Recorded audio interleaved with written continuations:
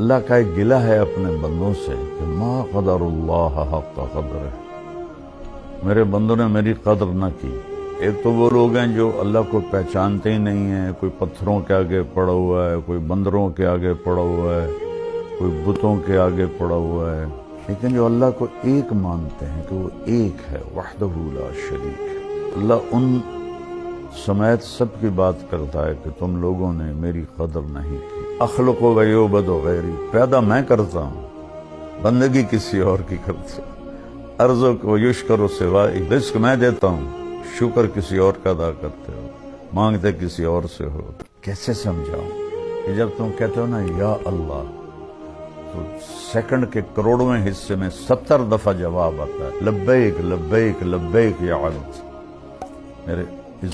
میرے رب کی عزت کی قسم، ساری رات اللہ کو پکارو، یا اللہ یا اللہ۔